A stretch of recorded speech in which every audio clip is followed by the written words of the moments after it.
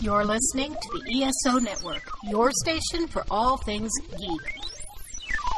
Ian, look at this. What, it's a police box. What on earth's it doing here? I mean, these things are usually on the street. I feel it. I feel it. Do you feel it? Faint vibration. It's alive. Earth Station Who, a fun mashup celebrating nearly 50 years of the Doctor Who universe. Hold tight. You never know where the TARDIS is going next. You're probably a bit confused right now. I broke the glass. It's all come back to me. This. What is this? That's my ship. What? Let me take it from the top. Hello, I'm the Doctor. I'm a traveller in space and time. And that thing buried down there is called a TARDIS.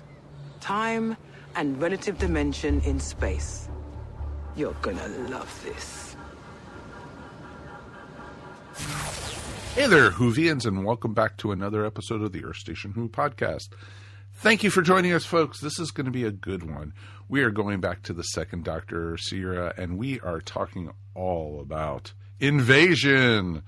The Second Doctor, Zoe and Jamie, are back, and it is going to be a wonderful tale to tell tonight. And this is technically, through the network, the second time we've reviewed this one, because we reviewed it way back in 2010 on Earth Station 1. So over a decade ago, folks. So we've had a little time between. So it was actually a lot of fun to watch, and it'll be very interesting to see if our opinions have changed on this one or not. So it should be cool. And we got a great crew to talk all about it. Joining us this week is, of course, Kirby Bartlett-Sloan. Hello. Welcome back. It's been a while, actually. Yeah, it has. So, how you been? Should I say Paka? Paka. Do I need to squint my eye like that, though? There's a reason that happened, but we can get into that. Yeah, I've been great. Just that is awesome, and you know things have been going on your podcast too. Oh yeah. So yes, we're been plugging along. Yeah, we're continuing with our journey through everything. We're in the 10th Doctor now. Hey, wow. Yeah. New Who. Yeah. Wow. Welcome to this century. Welcome to High Dev TV. You know, wow, that's pretty impressive. 10th Doctor. How far into the 10th Doctor have you guys made it? Let's see. What did we just do? Who did we just? We did Shakespeare last week and whatever's after. Wow. Have you figured out ahead, how long it's going to be till you're caught up? No. Okay. Because seems like we don't record every week. Okay, gotcha. So can't exactly do that. Now we are getting into a period of recording every week, and we've decided we're not going to do in-depth coverage of the new season. Really? Oh, really? Wow. We're gonna discuss it a week later, but very short, so we can just move on through. And then when we get to that point, gotcha. No, that's totally, and it's only 6 weeks ananyway. So yeah, it's a short season. It's a very, very short season. Trust us. I just did our schedule through February. It's a very short season. So I totally understand that. So welcome back, sir. I'm very happy to have you back. I'm glad to be back. And as you've heard, folks, we also have our regulars, including Kirby's black cat. So what's your kitty's name? He's been going through several names. He's probably what are we calling him lately? Wotan, probably. Oh. Well, there you go. And then, as I was saying, as we were, dropped by with a very special guest star, we also have Mr. Mike Gordon's here. Howdy. And the lovely and talented Mary Ogle. Hey, everybody. It is fantastic to be here. It is great to have you guys here. And, it was awesome doing the Facebook Live last time. We had a great time talking about Russell T coming back as the showrunner, and there's been a lot of other news to talk about, so we'll get to that in a second. But we definitely would love to hear from you guys at home. Please write us feedback@earthstationwho.com. We actually did get a piece of email from the Russell T. Davies episode. I thought you were going to say from Russell T. Davies. Russell T. Well, last time you said you got an official letter from the BBC, so I was like, I think we're in the know now. We're in the camp. Well, we did get, the press release, but, haven't heard anything since. It's been, nothing. It's been quiet. But our friend, of course, Rob McIntyre wrote us. Well, he's British. It almost counts as getting something from the BBC. That's closer. Yeah, it is closer. As close as we're going to get, probably. Probably. And so Rob wrote, "Hey guys, listening to the show about RTD, and a few thoughts have come to my mind that I would like to see in the new RTD era. Stick with a female doctor. Jodie was great, and it was the writing that let her down. Completely agree with that one. Yeah. I think we all agree with that. Have her regeneration not affect the new doctor. Let's kick off with the doctor from minute one.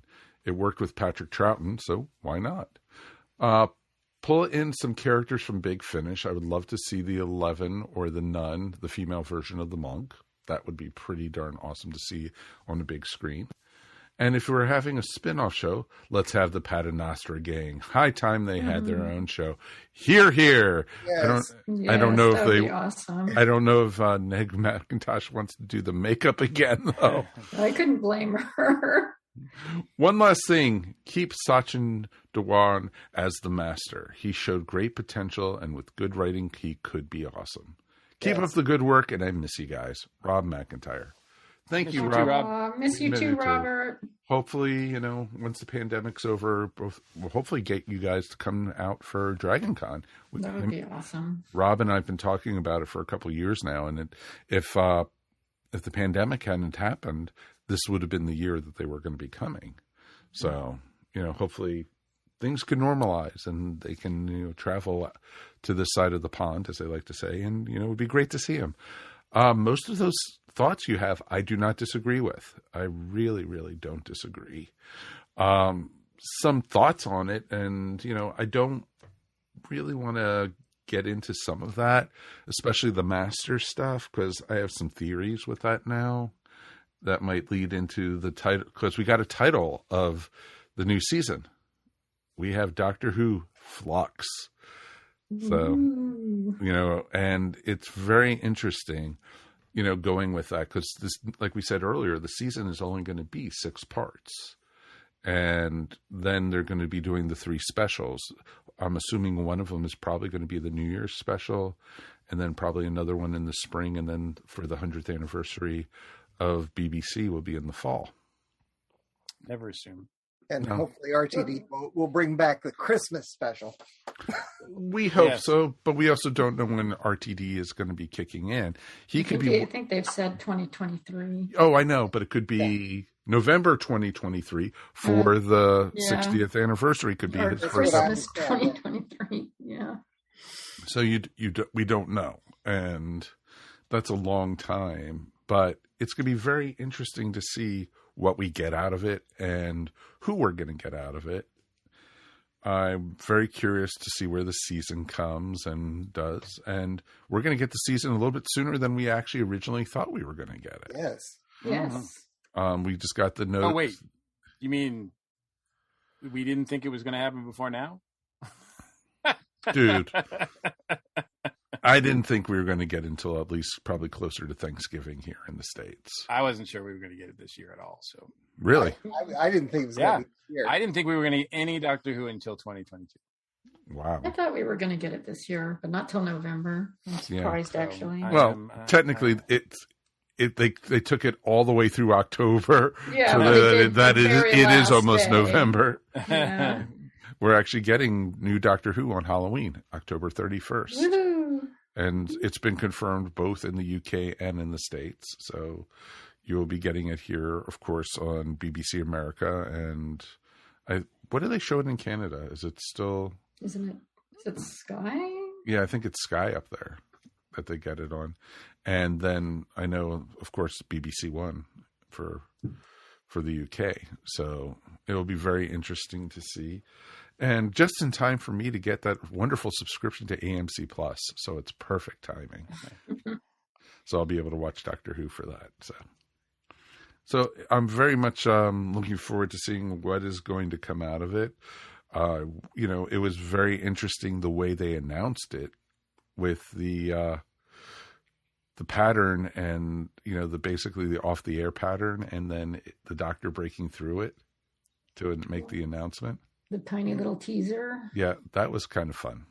If you haven't had a chance to see it, folks, it's all up on YouTube and everything. And I love the way they did it and how they made the announcement. And they've announced, some of the bads that had been rumored for the season. And so I'm looking forward to seeing them and seeing how they're going to be bringing them back. And this is going to be one continuous story through the 6 episodes. And so it's not like a 2-parter or a single episode. It's a 6-parter. Yeah, literally. So it's actually... And also they brought the mention of the various old returning monsters. Yeah, that's what I said. So the new season is 2 less parts than the story we just yes, than the one we're going to watch now. Exactly. Well, technically, it's still going to be longer because the episodes are longer. The episodes, 40-some minutes as opposed to 42 minutes that they run. So it'll be a little. Well, maybe it'll turn out to be about the same. About the 8 episodes. So. About the same. It's about the same. Yeah. So I'm looking forward to seeing what they come up with, and I'm just happy to get more new Doctor Who. So I think it'll be a lot of fun. And of course, Earth Station Who will be coming back to you weekly. So we'll be set every Tuesday we'll be doing it. I think we're going to try to do with another Facebook Live, I think for after the final of the season. I think it'd be kind of fun to get all together and do our season. Do like a wrap up. Do the season 13 wrap up on Facebook Live and get a few folks together for it. It'll be fun. Yeah, I think it'll be good to do. I know we still have one more episode to do right before the show comes back. So we'll be back in 2 weeks, and then after that we'll be coming weekly. So hopefully, everyone will be joining us for the adventures each week to, for us crying or screaming or going, Jibble! Yay, Graham's back. Spoilers! Come on! So, yes, it'll be very interesting to see what we get. And I'm looking forward to it. I really am looking forward to some sad news from the Doctor Who family. Was announced over the weekend that Bernard Cribbin's wife had passed away. And they were married over 60 years. And it's pretty amazing. Wilf was still one of my favorite characters in New Doctor Who. And Bernard Cribbins has been a great character actor. Seeing him all the way, I remember seeing him all the way back into the 1960s, and not even the Peter Cushing Doctor Who movie. I've seen him in other things, and it's pretty darn awesome to think a couple together for that long. Yeah. And it's heartbreaking. So our thoughts go out to the families involved and everything like that. So that's, a lot of the Doctor Who news that I had on my list. Does anyone have anything else that I missed or anything? Wow. The energy here is just...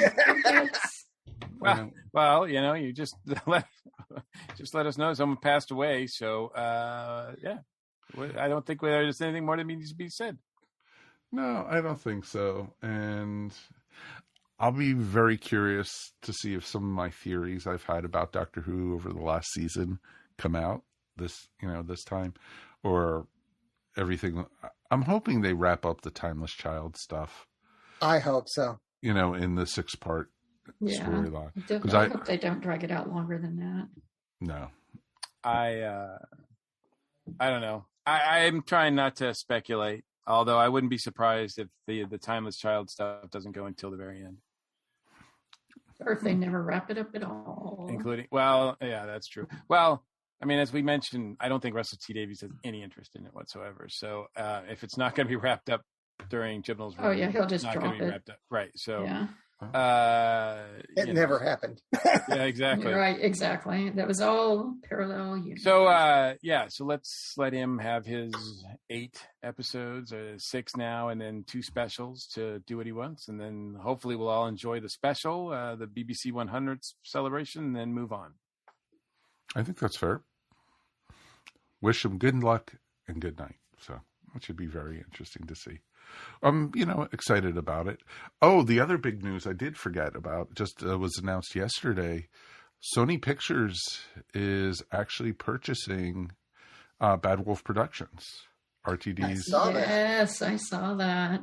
So it doesn't mean that Sony is getting control of Doctor Who. What it means is Russell sees getting even more money.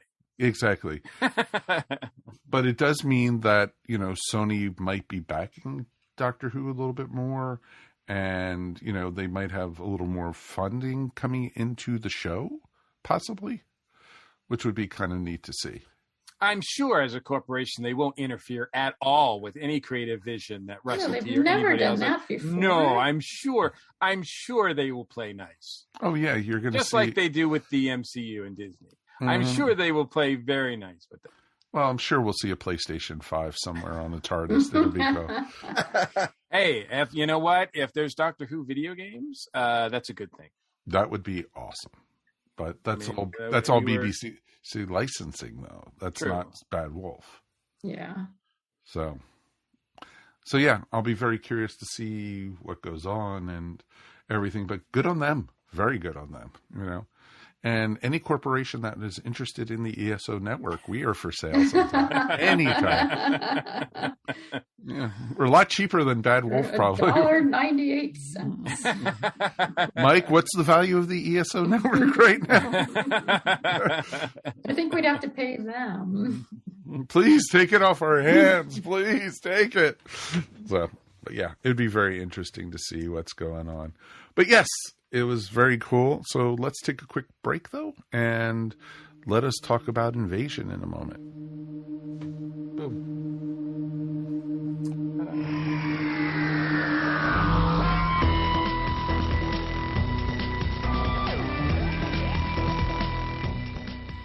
So, Brittany, Martha, tell me about your podcast. Oh, no. It's like we're in sync, but also kind of a disaster. We are always a disaster. So our podcast is fun if you want to hear 2 people talk about and complain about stuff that they love and also hate. And drink. And drink. And the show is called? Oh. But first, let's talk nerdy. And you can find us on the ESO network. See you next Tuesday. Welcome to Dr. Geek's Laboratory. Dr. Geek here with another reminder that the ESO network is pro-science and pro-vaccine. We urge you to be a superhero and protect yourself, your family, and your fellow geeks around the world. Don't be fooled by the forces of evil and their anti-science misinformation campaign. Consult the latest CDC guidelines, your doctor, and get the COVID vaccine today.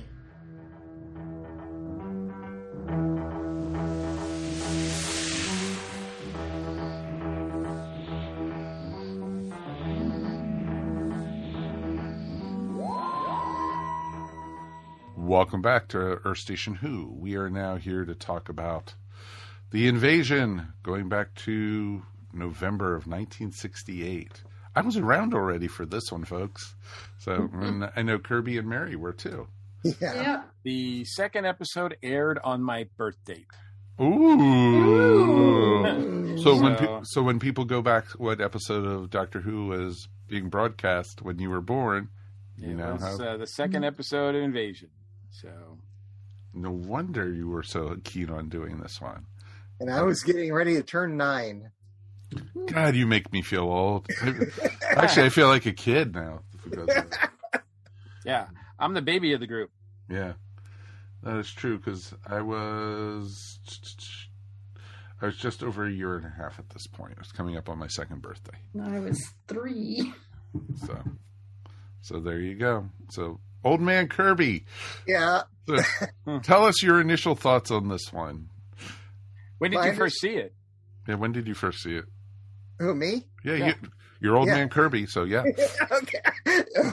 I get a really old man voice. When I first see this one, I first saw this one on DVD shortly after the DVD came out. Okay. Now, this is the one with the animation? Yeah. This was the very first one with the animation.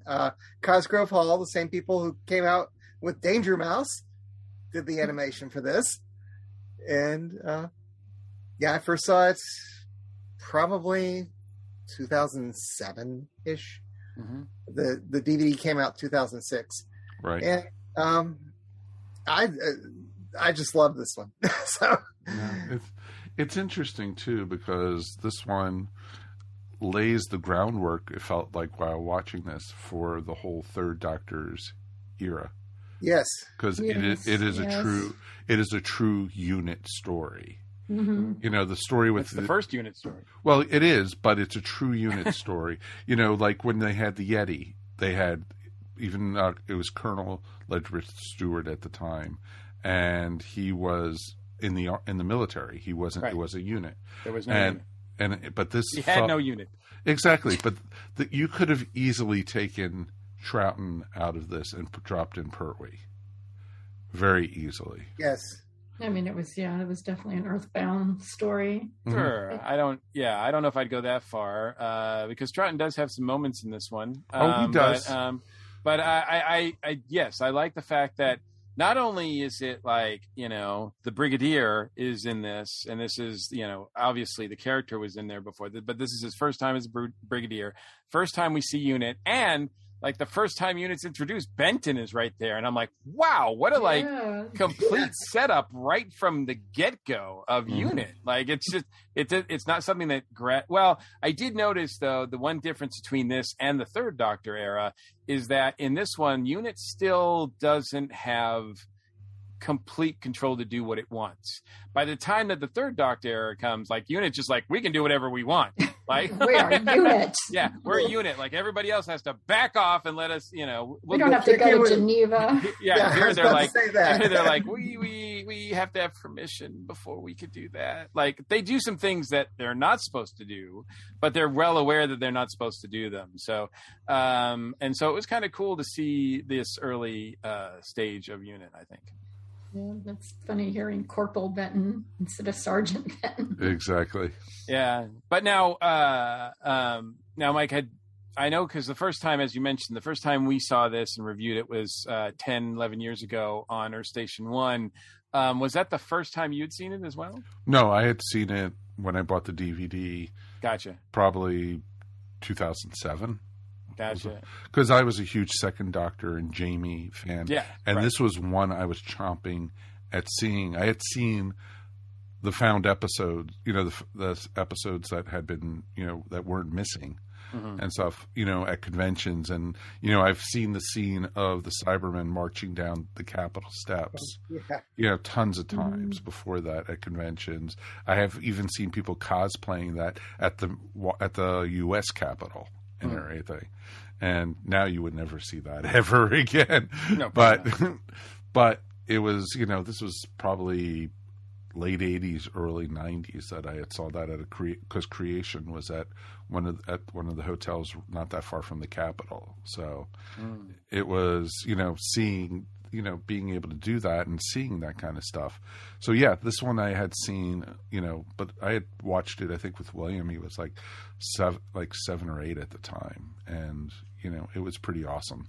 And then I was thrilled to be able to review it on Earth Station 1 when we did.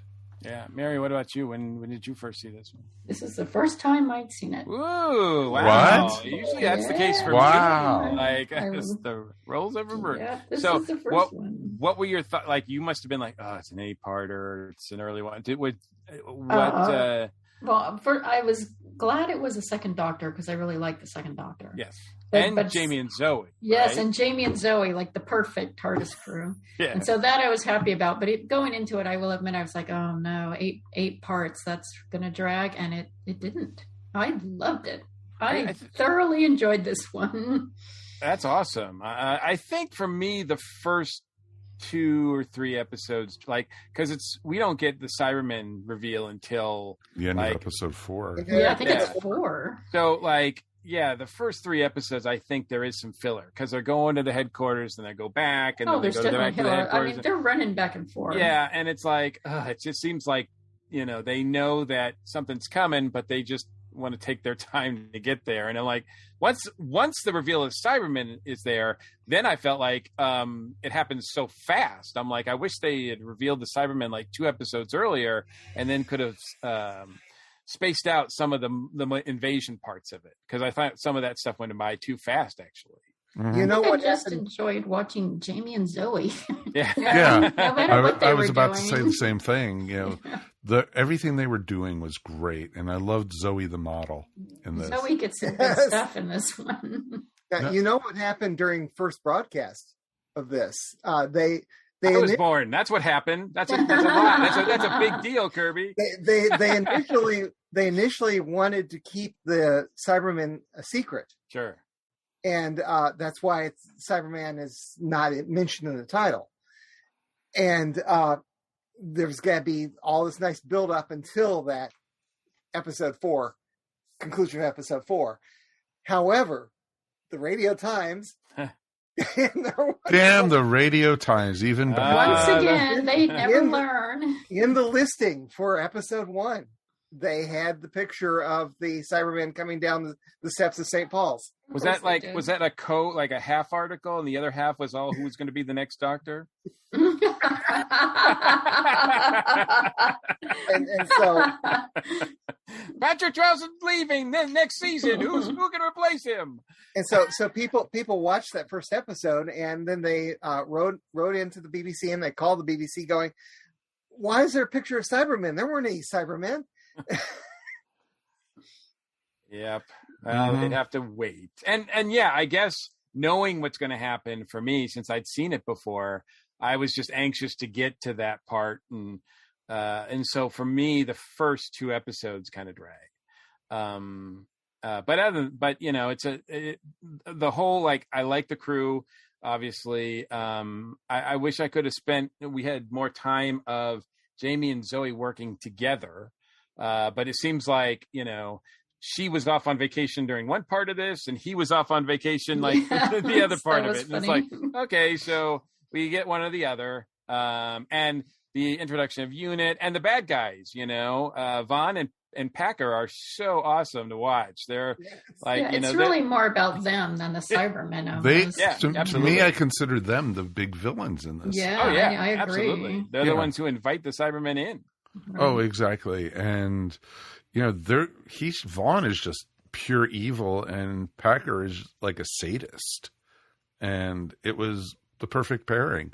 Yeah, they are bad guys. Oh, yes. I don't know if I'd say perfect. I mean, it's just one of those, after a while, it's like you get these evil masterminds that want to take over the world, and they always have a dumb number one henchman. It's just like, why does this have to be the case? Like, they spend half the time just yelling at their henchmen, like, "You're so stupid! Why did you let them get away?"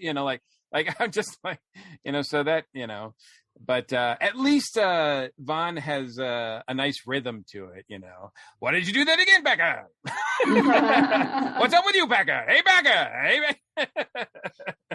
I mean, I like Vaughn. I mean, I like him in the sense that I thought he made a great villain. Yes, absolutely. Very much so.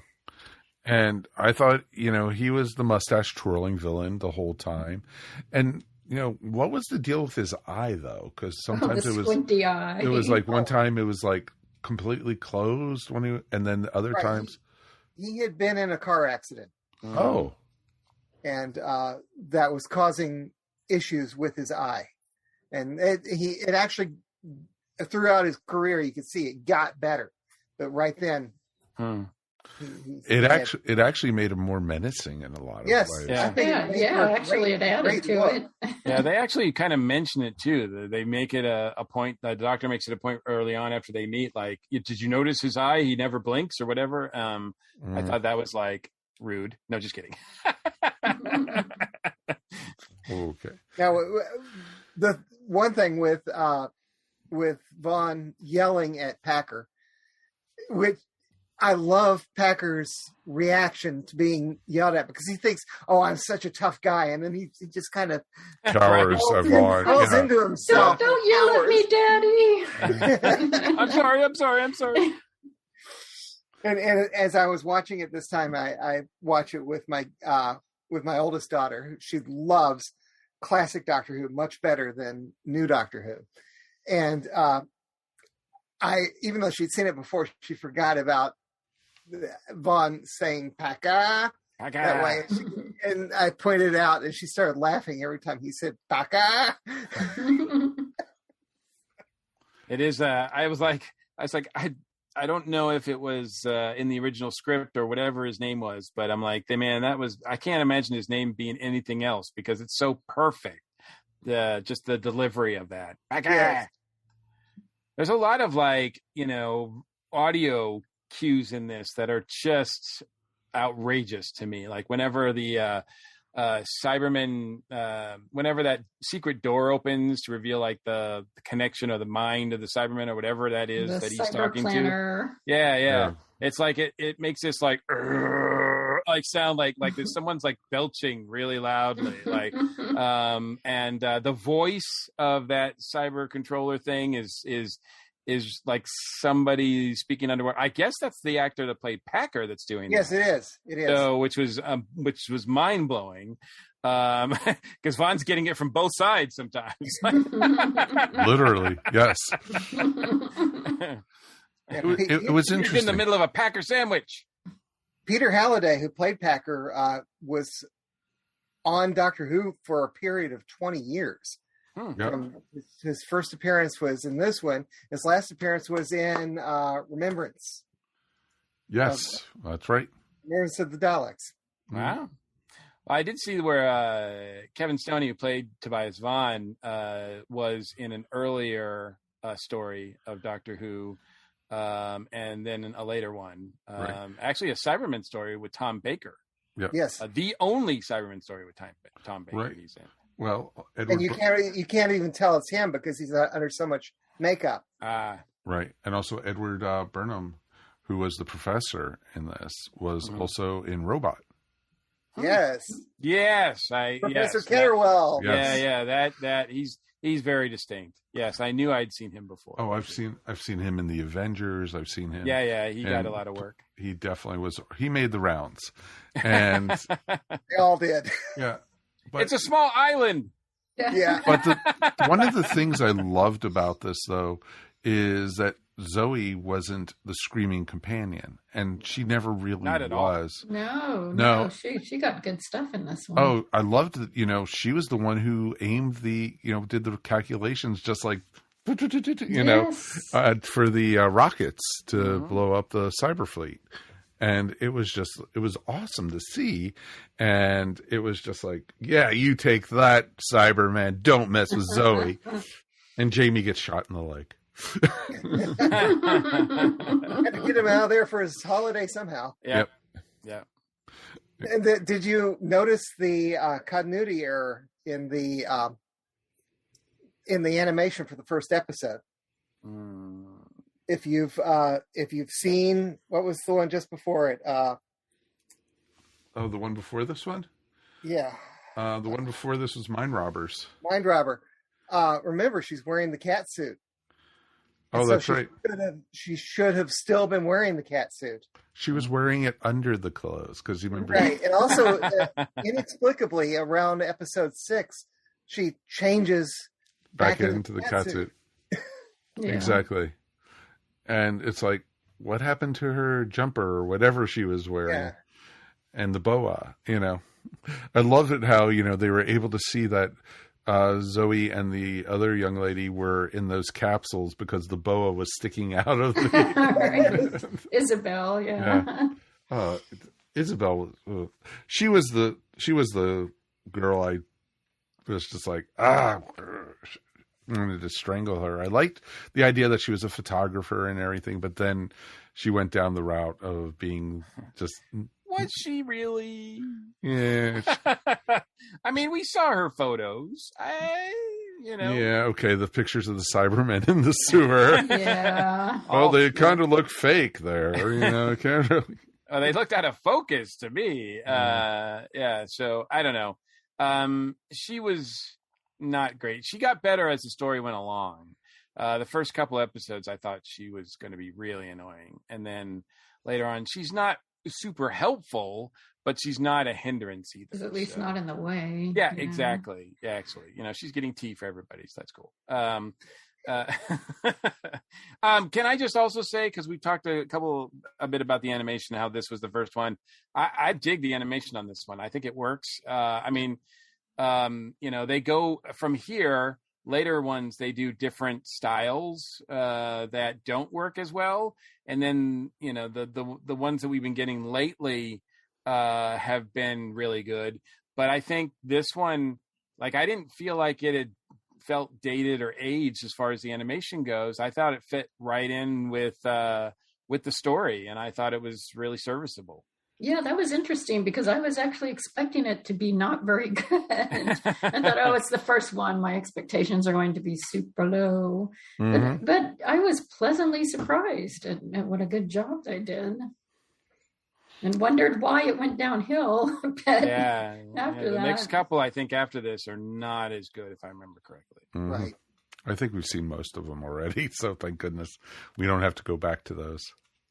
Yeah, I think the company that they're using now and the sort of format that they got now is perfect. So I hope they don't try to drastically change anything going forward, because I think they're onto a good group now.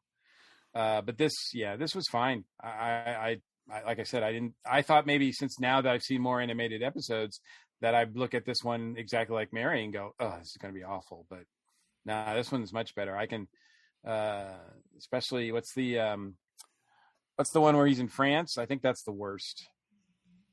Where they're in, where the first Doctor is? Yeah. Reign of Terror. That was really bad. Yeah, I think that's the worst case of the animation as far as I can recall. That one, even though I have it, I've not seen it. That DVD came out after we had done it in the in our journey, and so I saw a reconstruction.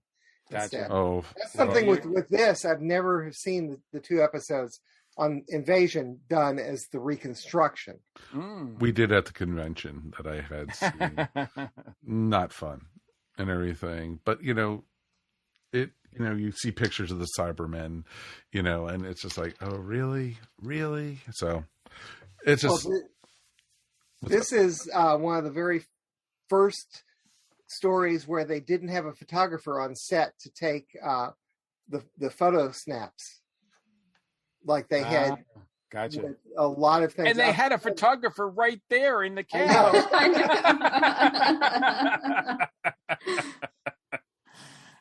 That's why they were using the camera as a prop. So and they only had one. And they only had one. Hey, BBC budget. We're lucky they had that one. We're lucky they had film. I'm just lucky that, glad they had the explosions from the grenades go off at the right time on this show. Mm-hmm. Those are awfully weak grenades. Oh, very much so. Yeah. No, they're powerful Cybermen.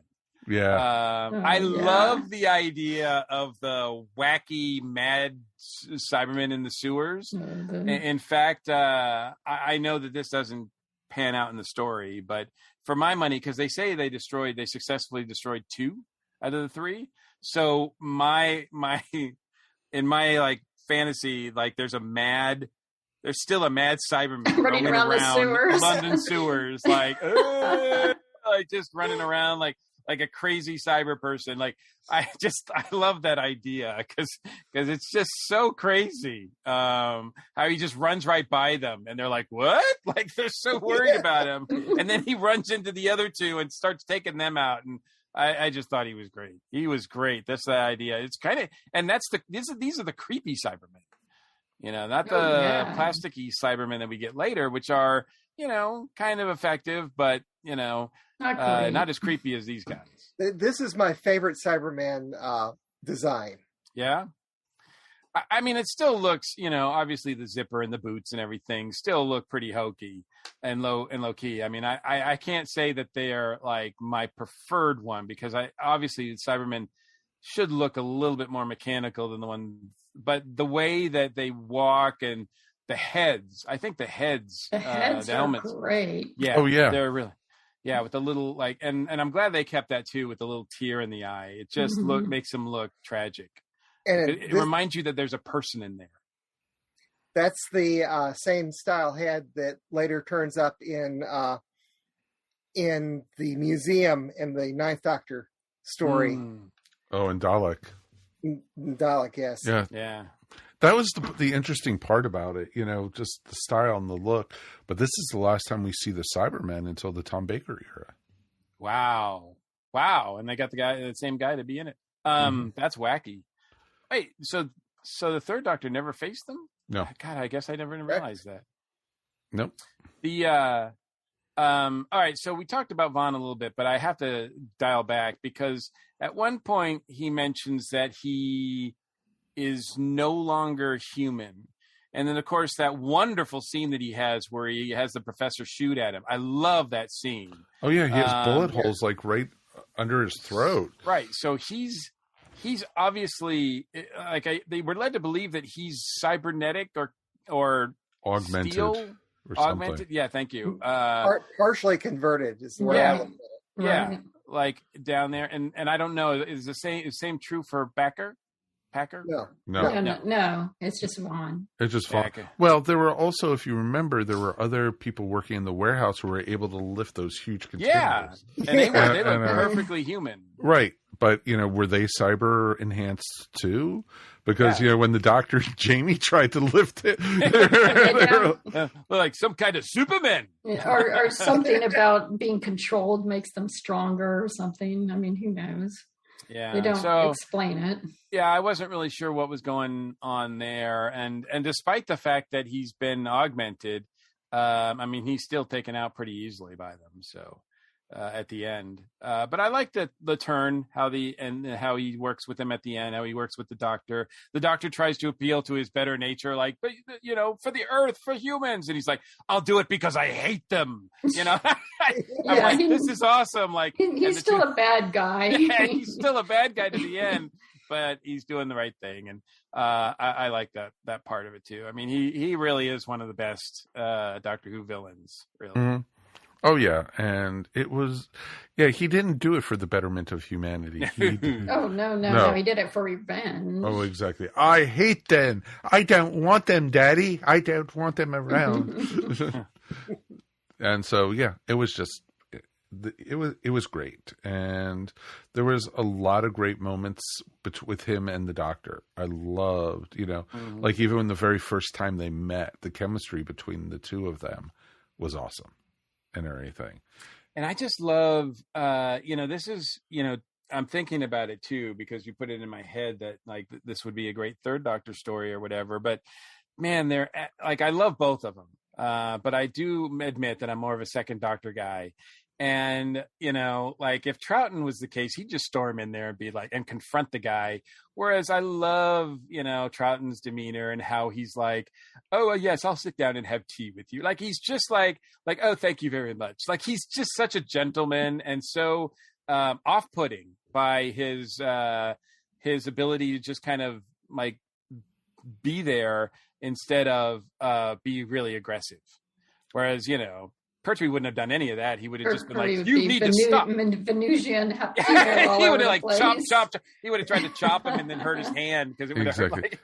Well, he would have taken care of Packer right there. Yeah. So, And Joe would have gotten captured at least a dozen times. So, Joe Grant would have, yes. She would have been like, she would have fulfilled the photographer's role in this. Whereas, Whereas Liz Shaw probably would have been able to figure out the calculations to help destroy it. Yes. Mm-hmm. So, I could see where that would help. But And as a unit story, it's really cool. I mean, it's yeah. I mean, you want these guys to come back. You want to see these guys. Oh yeah, it's a great debut for Unit. It really cool. is. Yeah. Yes. It was just awesome.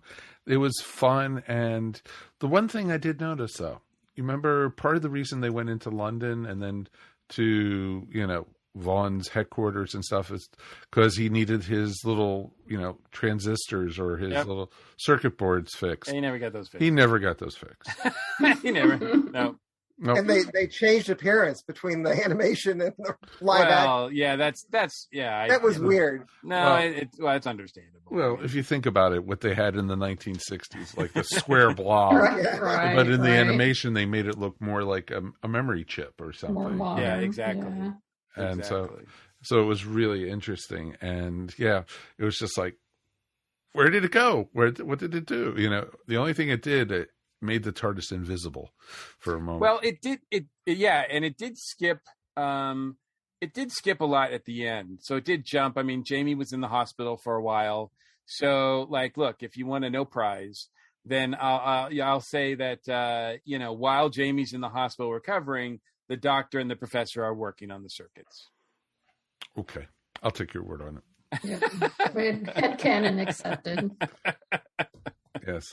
One thing I like, the company's called International Electromatics, and the times on 20 megabyte that we've discussed this, we've also jokingly called it Internet Explorer, i.e.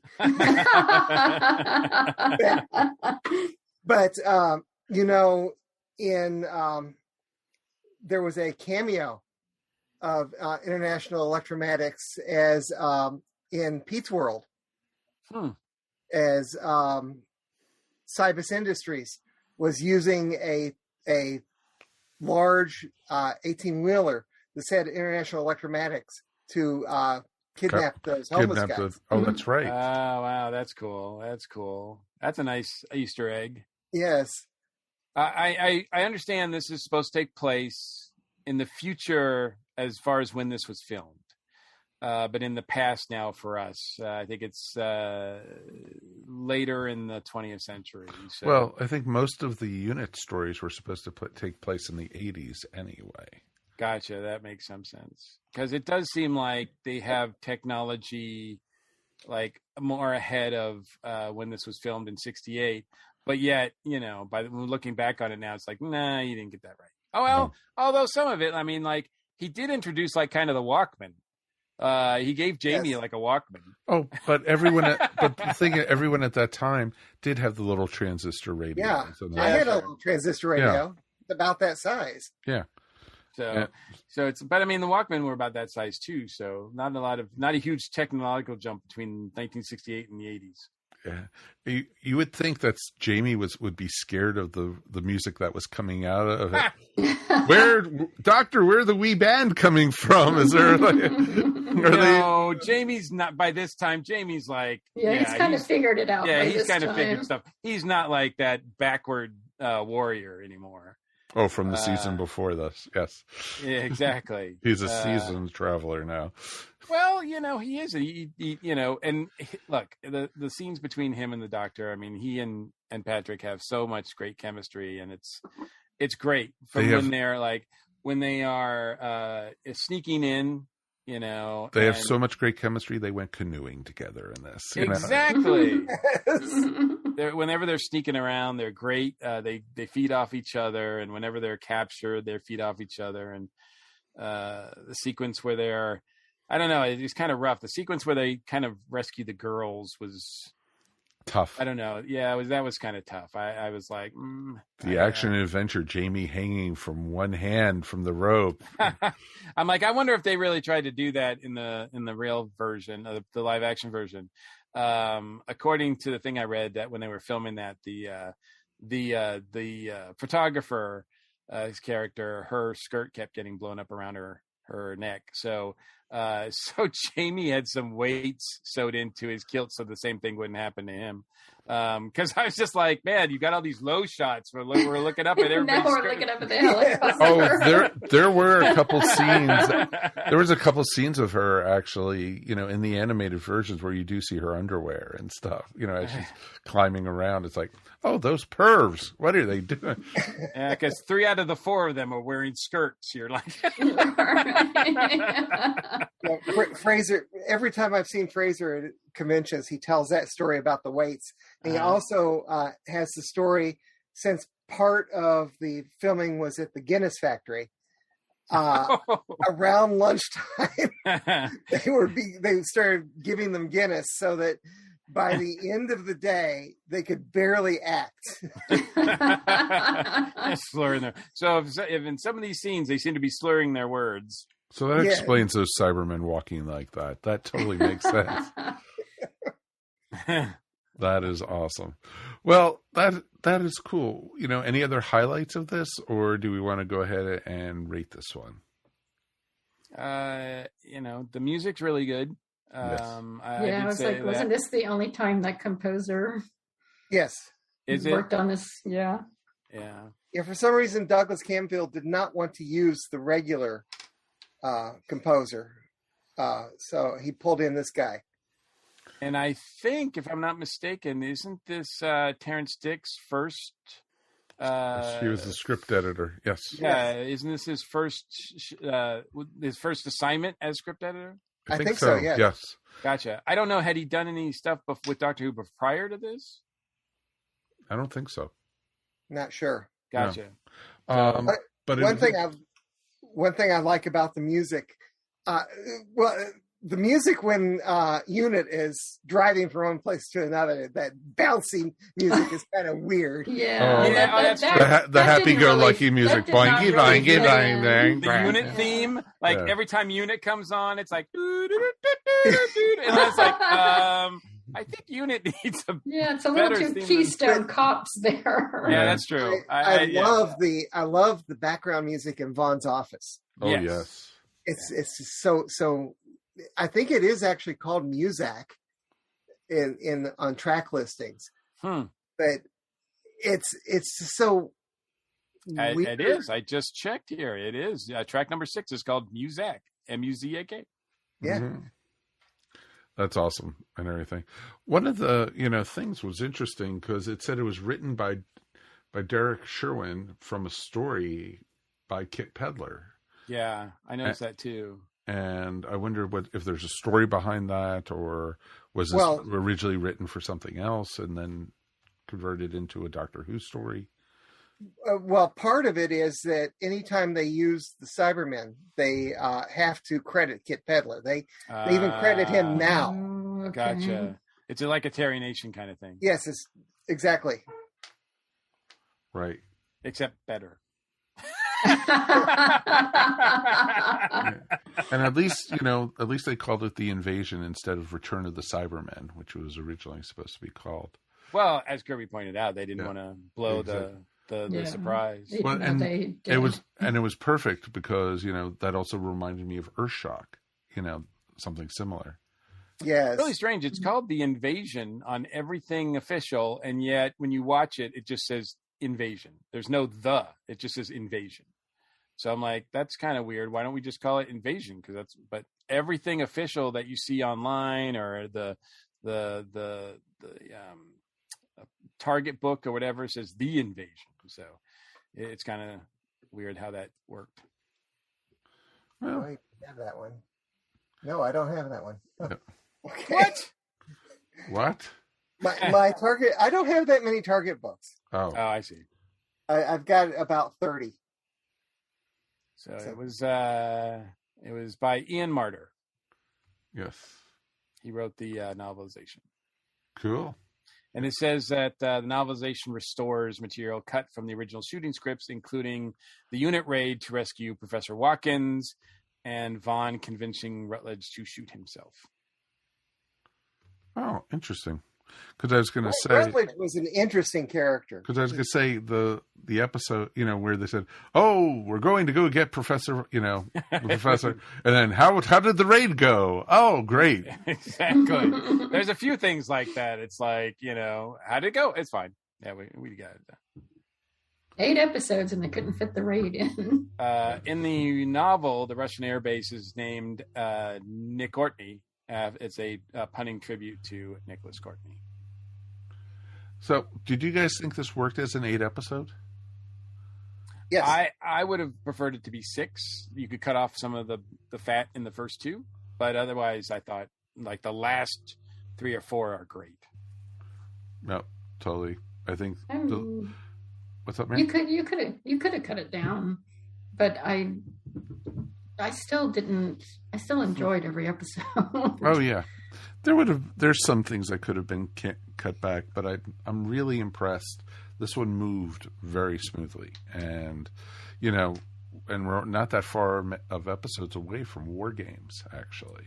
Yeah, I was very surprised for both this one at 8 episodes and the War Games at however many episodes that is. Is that 10? 200. Yes.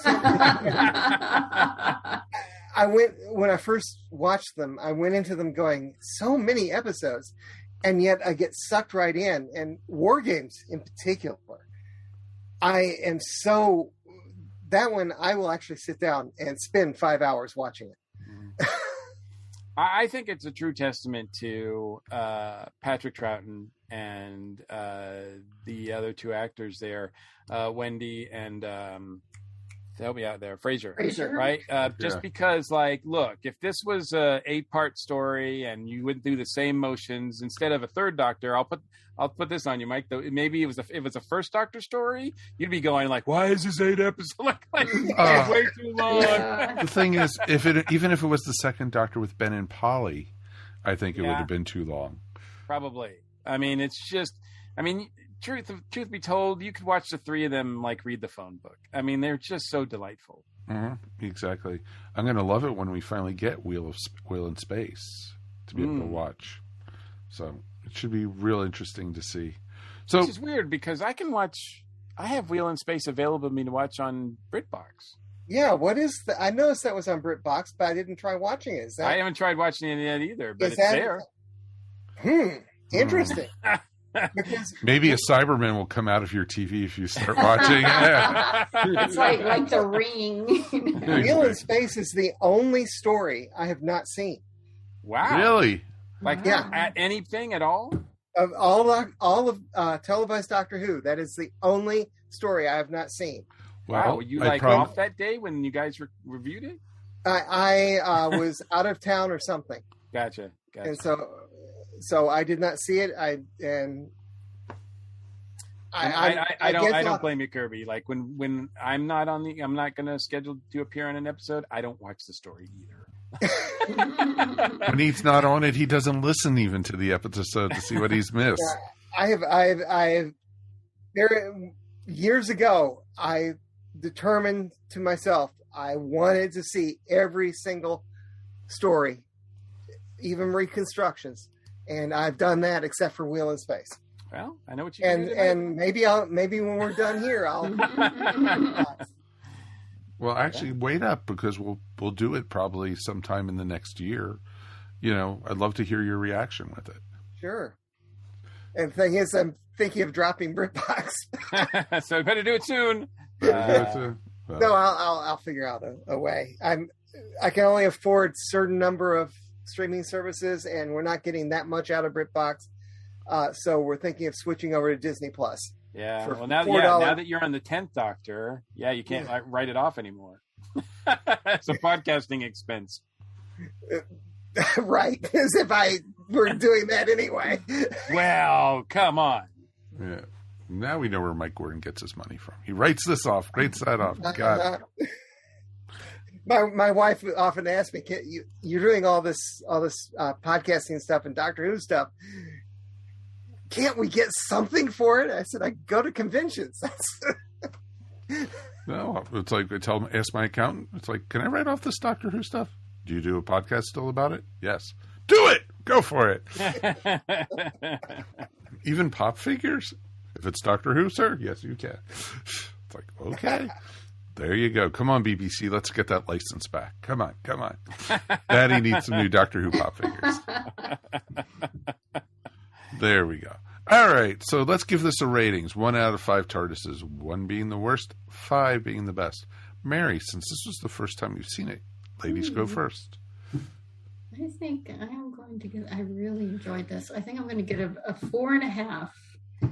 Because I'm taking a half off because there are some filler parts in the beginning, like Mike said, even though I kind of still enjoyed them, and some goofy music at some points. But if you like the Second Doctor, if you like Jamie and Zoe, who are delightful, one of the best TARDIS crews, I would highly recommend watching this one. 8 episodes or no, it goes by pretty fast, and it's just a whole lot of fun to watch.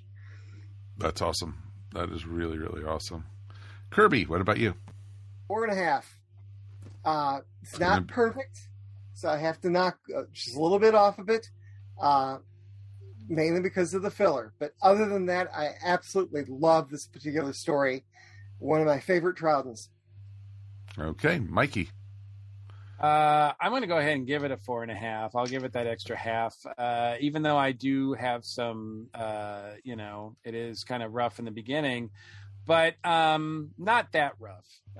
And plus, I would not only say that, sorry, Mary, I didn't keep it up in you, but I would not only say that it's good if you like the Second Doctor and those 2 companions, but if you've never seen the Second Doctor and those 2 companions, this is a wonderful introduction to all 3 of them. I would have no problems at all showing this to someone who had never seen classic Doctor Who, or a Patrick Troughton story or anything like that, because this might have been, I have to do some work on this one, and you know how little I like doing that. But I think this might have been, if not the first, one of the very earliest Patrick Troughton stories I'd ever seen. And I remember really digging it when we reviewed it on Earth Station 1 11 years ago, and it still holds up in my opinion. Excellent. And it's a good introduction to UNIT too. Oh, yes. Very much so. Yeah, it is the prototype. It's amazing. It's one of those cases where it's amazing that it's as intact as it is on its very first introduction. Mm-hmm. Exactly. Get me on the phone with Geneva. All that. It's like the mythos is there, and we're only, like I said earlier, we were only like 4 episodes or storylines away from War Games. And then, I wonder if they were starting to try to figure out what the next season was going to be. Or I know they hadn't even considered who was replacing, Patrick Troughton at that point. But I wonder if they had thought maybe this is a good way to bring in do more Earthbound stories with UNIT and such at this point. I believe so. I believe I read someplace that they were trying to see what they could do with Earthbound stories. Right. And that totally makes sense. And, it's awesome. And I'm going to buck the trend actually on this. I'm giving this a 3. No, just kidding. I am going to give this a 5. I love this story. It is my favorite TARDIS crew. It is, like we've said, the beginning of UNIT. There's so much, laying the groundwork for the John Pertwee era in this storyline. It's wonderful to see the Brigadier do it, with the fake mustache and seeing Benton. Changes. Yeah. Oh, exactly. And it's just awesome. It's like, okay, where's the spirit gum to make sure it's sticking on this time? And, it's just a ton of fun. And the Cybermen were great. I don't think they overdid the Cybermen in this. And they were menacing when you did see them. Oh, yeah, they were creepy. Yeah. The Cybermen in the sewers were great. Mm-hmm. And, and that's one of the things I remembered, seeing pictures of when I was a kid, seeing the pictures of the Cybermen and seeing, the whole thing with the sewers, seeing the Yeti in the sewers, seeing that. And so I think it's pretty awesome that we got to go through that and we got to be able to experience it. So I enjoyed that quite a bit. And, do I hope that maybe someday they can find the actual episodes somewhere so they can dump the animated parts? But yeah, the animation doesn't detract from it. No, there's been some storylines where it does detract from it, but I think in this one it made it really well, and I think it added to it. I love it, when they crash landed on Earth and they were like, "Where are we, Doctor? Where are we?" And they open the view screen, it's a cow staring at them. Yes, that was great. And everything. And it's just like, and just chewing.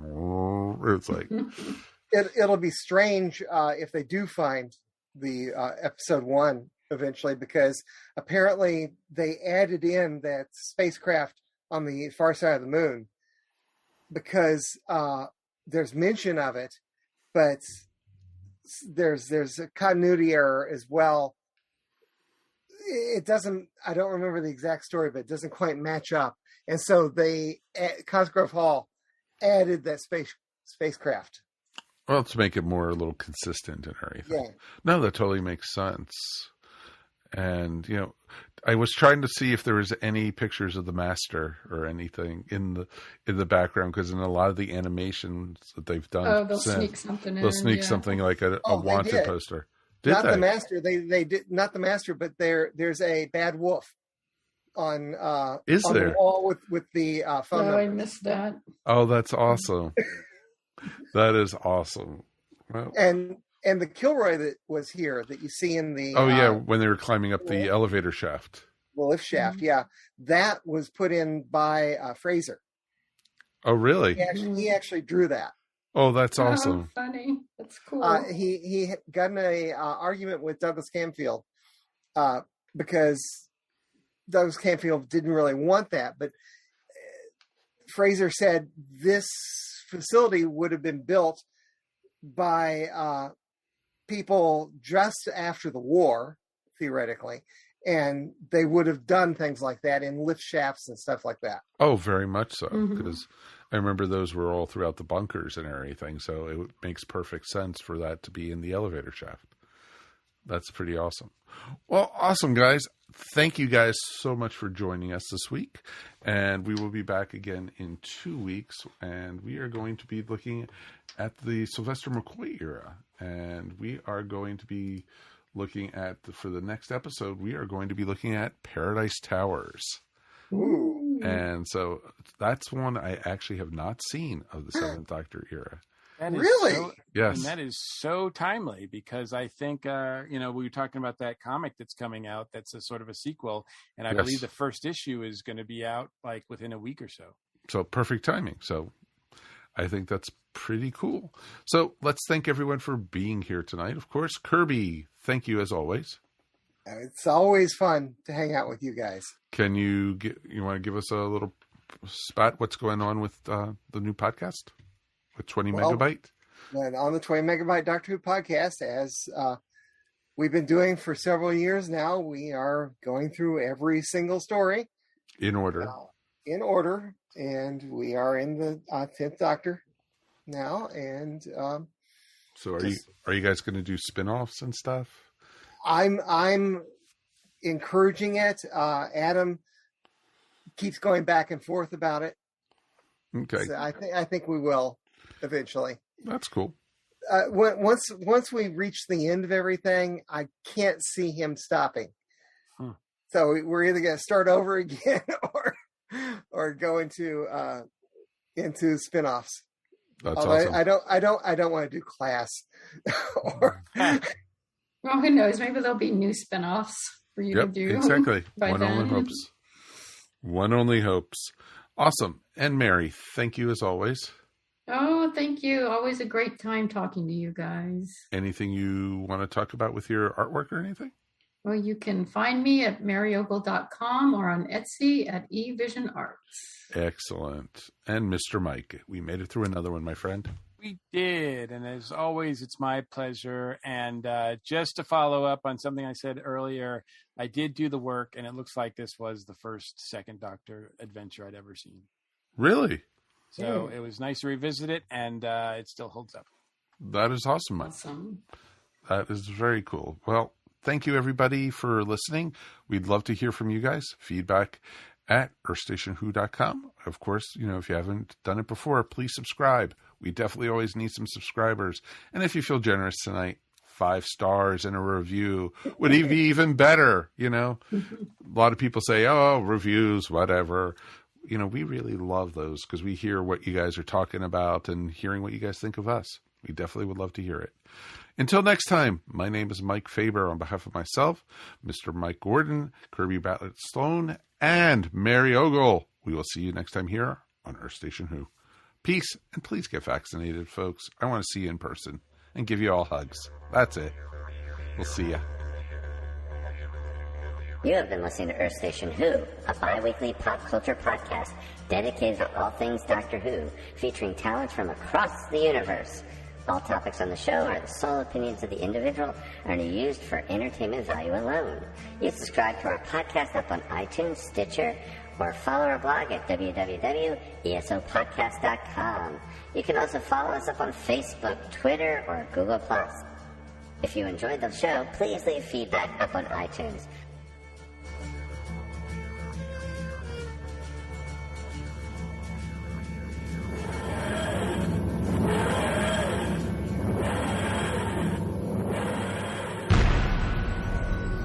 This has been a broadcast of the ESO Network. Be part of the crew and help support our shows by donating to our ESO Patreon or by shopping at the TeePublic store, which can all be found at www.esonetwork.com. The ESO Network, your station for all things geek.